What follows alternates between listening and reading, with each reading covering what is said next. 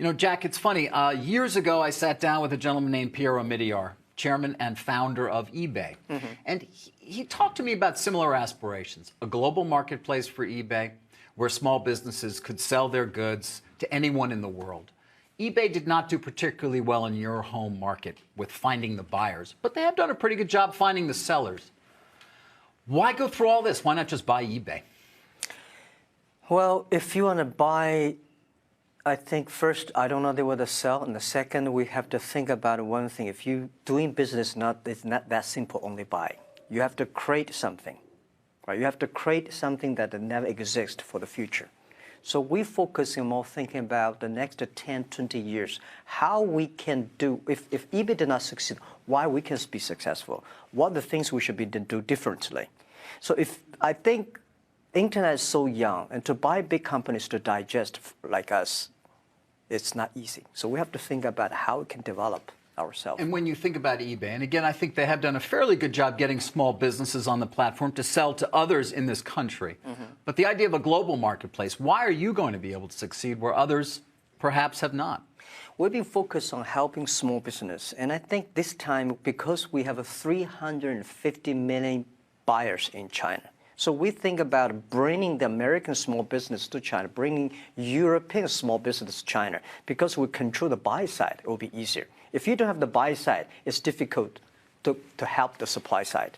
When we have such a huge demand in China, especially last year, our GMV is $390 billion. For that demand, it could support millions and millions of small business outside China. You had great success in China. As you pointed out, of course, the middle class is doing nothing but growing in that country. 300 million now, perhaps $500 million in not that long. Yeah. But why not just keep it in China? Why not just enjoy the fruits of your labor there and continue to dominate with the growing middle class buying from those who are supplying in the same country? No, I think this is our mission, helping doing business easier. We choose the name Alibaba because it's a global company. It's founded in China, but it's created for the world. And I think our goal is the next 10 years, I hope that 40% of our GMV is from outside China. Not because we need money from outside the world, because our mission is making sure it's helping small business, doing business easy anywhere in the world. 40%? Yeah. I mean, you're talking almost from nothing right now. Yeah.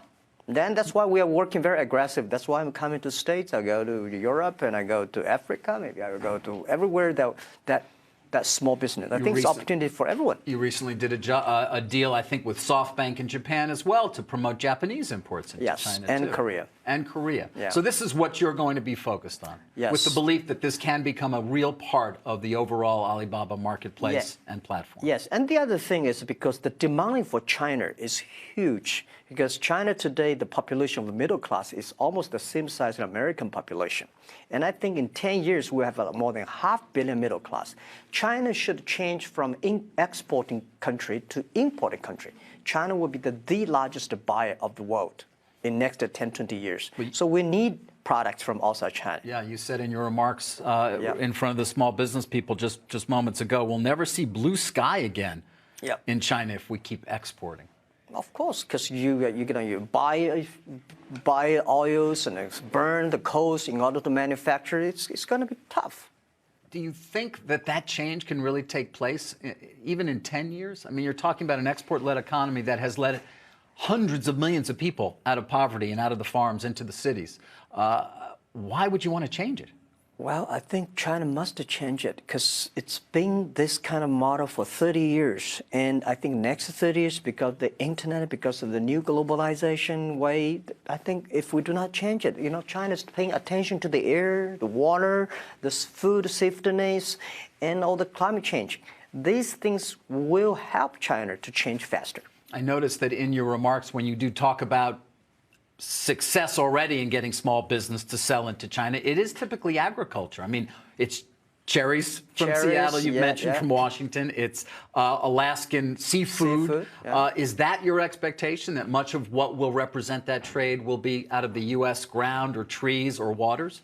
Yeah, ground trees. So that's the food, the baby, and the baby things, and also I think the cosmetics and the U.S. branded products. China has a huge demand in there. And I think very important is the innovative new products of America. the small business created.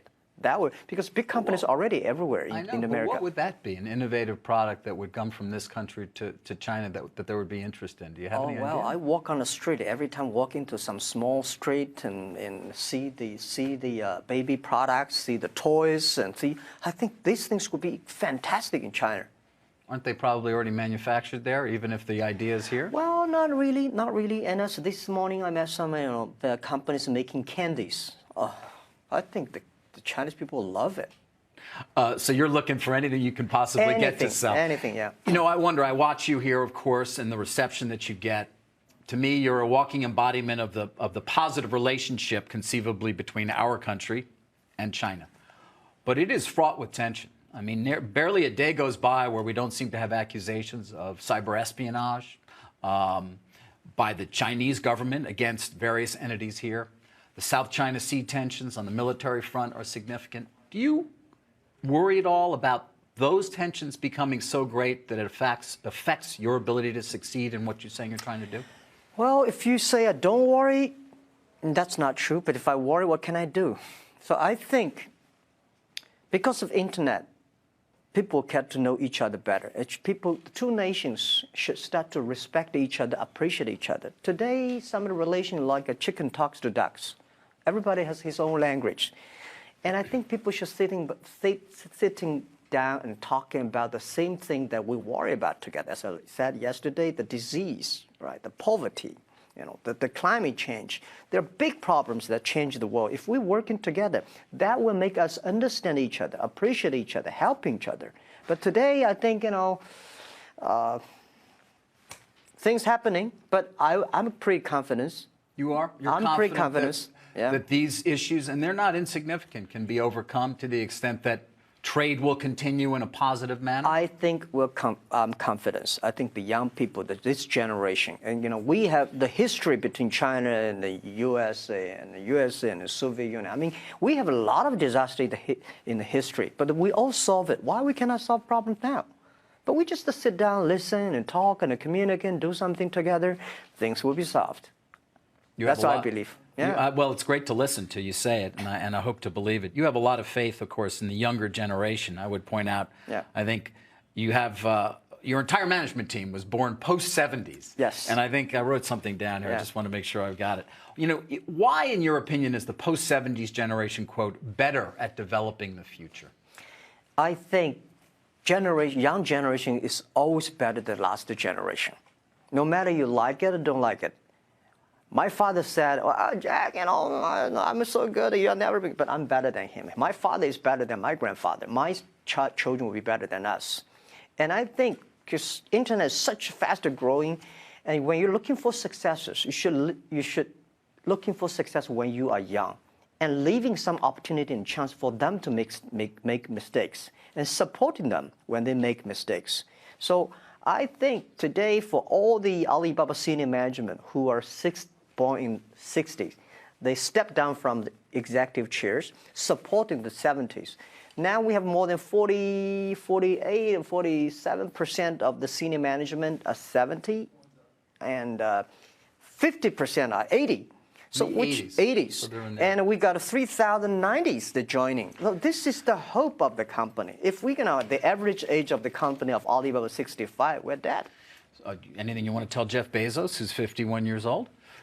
And CEO of Amazon? Well, I think he's energetic. He's still working hard, which is good. Everybody, it's a different strategy. For me, I think if you want to keep this company innovative, if you want the company to catch the future, keep the vision, rely on the young people. But I don't know, Jeff's idea, maybe he has his idea, but I think it's gone pretty well for him, too. Yeah. Last time we spoke, it was November. Of course, it was Singles Day, and I was with you in China. The stock price was at an all-time high. Mm-hmm. You didn't seem particularly excited about it, but I'm curious. Since then, it's down rather sharply. Are you upset about the decline in the stock price? No, when they go up, I'm not excited. When they go down, I never depressed, because this is how people look at, and what we should focus on is our business, our customer, our employees are the same. Because what are you going to do? You're going to go on the street telling people my stock is too low? Or you're going to say my stock's too high? I mean, forget about that. They're just focusing on create the business. And because it's only been I don't know, how many lines? Maybe 7, it was 8. August, right? You went public, right? No, So, September. Oh, September, so yeah, they're sorry. like a little bit more than a half year. So what do you worry about? We want to live for another 86 years to go. So don't, 6 months, up and down, it's just like a storm comes and goes. But it is a report card some CEOs say, and you are chairman, on your company. And sometimes people tell me, well, I don't pay attention to it, but longer term, I like to see it higher. Sure, of course. That's why we are fighting for. But how can you do it for the short term? There are so many things happening, and something that it has nothing to do, because a lot of our service is not being used in America. So a lot of investors don't know us. No. Right? They have heard about Alibaba. It's an interesting company, funny name, and strange CEO, but they don't know exactly what the service is. So it takes time. I have a patience. They will learn. They will know who we are and what we're doing. And if they have heard of it, it oftentimes may be part of a conversation about Yahoo. I bring that up because, of course, Yahoo is going to be spinning off its significant stake in Alibaba into its own publicly traded company. There are those who say, why not just buy that company when it gets spun off? It'll be a huge buyback of stock for Alibaba. Would you do it? I think the American, I think the business, they think too much about buy and acquire and things. For me personally, as an entrepreneur, I'm more interested in building up the business because, if the chance is good, you have to do it, you do it, right? But don't think always buy. I think both you mentioned the eBay and you're not talking about Yahoo. They are great companies. They're still going on. They don't want to sell. And I have a lot of things to do because I have so many, after IPO for 6 months, so many things need to be done. Right? So why should thinking about buying others instead of building up things ourselves? Right. Although in this case, I was talking specifically about just your own shares that will be its own company. I wasn't talking about buying Yahoo. But that's not something you think you'll consider? No. You don't? No, I think, respect the shareholders' decision. I mean, whether they spin off, they put it inside. And for us, we have to focus on doing what we believe is right. That doesn't stop you from buying things. I mean, China Business News, investing, I should say, not buying outright. Snapchat, you invested $200 million in. Zulily, Alibaba Pictures. I mean, you are throwing money around, aren't you? Why? Investing, we're not throwing money around. Well, I think we are pretty confident in the next 10 years for our e-commerce business, our financing business. But we think about the 10 years later, what are the key business? We will focus on health and happiness. These are the two things that area we focus. We start to testing now. We start to invest now. We start to learn now how. Because I think if you buy a business and the business you bought in and succeed next year, there may be something wrong with your business. Good business takes time to build. So for the pictures, for the health, for the media things, we believe 10 years later, or at least 8 years later will be good. So we have to start to build up our team, understand the business, and understand the industry. And by doing that, because Alibaba is not built last year. We've been building for 15 years. Every time when I try to do something, if I do it this year, will be succeed next month, I always fail. But when I decide to do something, will be successful in 5-10 years, we always have chance. And that's how you're going to judge That's yourself. what we're going to do it. Even though it's fun. I speak to investors all day long, and your next quarterly earnings, they'll be focused. Well, what was the GMV? What was the take rate? How much was mobile? And they'll make decisions to buy and sell your stock based on what they see on a quarterly basis, whereas you seem to make your decisions based on much, much longer term. I promised for the first day before IPO, I promised on the IPO day, and I promised now, we will always be a company focused on the future. But today, the business we're taking care of. It's too late to worry about today and next quarter, right? We started worrying about the next quarter should be 2 years ago, 3 years ago. If we're still worried about today, worry about the next quarter, we are screwed. We're in trouble. Many would agree with you. That's why they stay private. So sometimes up and down, it's very natural. It's very natural. You're driving a ship on the ocean. Up and down is making sure the ship is strong enough, making sure you know where you're going. Don't because up and down you start to destroy the ship. It's going on. When we spoke in November, I think I asked you if you were happy. Your mood didn't seem to be particularly happy. In fact, you even said it. It was a rare thing to hear from somebody who's founded a company. U.S. chairmen and CEOs don't seem to share as much as you seem to, Jack. But I ask you because you brought it up then. I mean, has your mood changed? Are you feeling better about the world? Or are you still somewhat weary? No, I think I'm always feel good about the world, always good feel about the others. But I just think whether too much work for me, whether I should, keep on doing this, whether I should leaving more opportunity for young people. What shall I do? These are the thinkings that make me too busy. I just want to, oh my God. I said I don't be the CEO, be the chairman. I could be easier, but now because chairman, I get even busier than the CEOs. Because if you want to be doing a good job as the chairman, there are so many things you should learn, you should do. So I would. But you don't think seriously about stepping down as chairman, do you? No, never. I think I have a long way to go. I promised my team I will working with them, supporting them, and making sure they're strong enough, and making sure that say, Jack, it's time you retire, and then I go. But I'm a teacher. I feel proud. As a teacher, you always want your students better than you are. You always want young people better than you are. And I always want them to replace me as soon as possible, because I don't have a long time to go. I'm already a little bit over 50. I have, We're the same age. Don't get me depressed here, all right? I mean, come on. We got lots of time. We have to face the reality. Yeah, we can grapple with that every day.